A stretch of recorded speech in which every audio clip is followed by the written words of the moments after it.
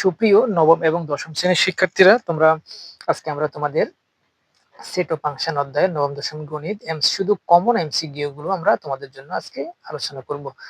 এটা আমাদের series 4, set ও function অধ্যায়ের চতুর্থ সিরিজ। দেখো প্রশ্নটা কি, fx সমান সমান 2x প্লাস 5 হলে f মাইনাস 1 এর মান কত? আমরা সবাই জানি যেখানে মানটা দেওয়া থাকবে শুধু x এর জায়গায় আমরা মাইনাস 1টা বসাবো। তাহলে আমরা বসাই 2x প্লাস 5।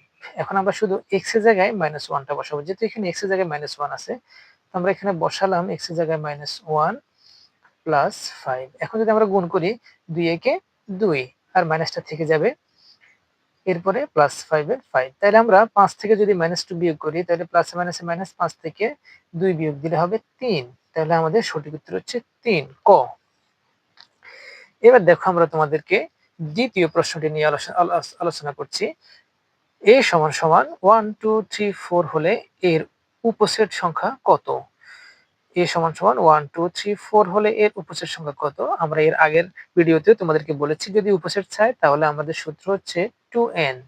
তো এখানে 2 2 লিখবা, n মানে হলো যতটা সংখ্যা দেওয়া আছে। দেখো এখানে কয়টা n মানে নাম্বার, কয়টা সংখ্যা দেওয়া আছে 1 2 3 4। তাহলে আমরা এটার উপরে 2 এর উপরে 4 লিখব। এখন দুইটা 4 বার, 1 2 3 4। এরপর দেখো যে আমরা গুণ করি, তাহলে 2 দুগুণে 4 ইনটু আবার 2 দুগুণে 4, তাহলে 4 4 16। তাহলে আমাদের সঠিক উত্তর হচ্ছে 16, এখানে গ। এরপর দেখো যদি আমরা পরবর্তী প্রশ্নটা নিয়ে আলোচনা করি, প্রশ্ন 3, y সমান সমান 7 সমীকরণটি কোন ধরনের ফাংশন? কোন ধরনের ফাংশন? আমরা সবাই জানি এই ধরনের ফাংশন গুলো হচ্ছে ধ্রুবক ফাংশন। তাহলে আমরা এখানে সঠিক উত্তর হবে ক। পরের প্রশ্ন, fx সমান সমান 3x 4 হলে f2 এর মান কত? f2 দেখো এটা আমাদের প্রথম অঙ্কটির মতোই, প্রথমটি যেভাবে আমরা এখানে x এর জায়গায় 1 লিখলাম, ঠিক এখানেও একই রকম, এখানে আমাদের একই রকম আসবে। দেখো আমরা অঙ্কটি করছি 3x 4। তাহলে আমাদের কাজ হচ্ছে এখানে শুধু x এর জায়গায় 2 বসানো।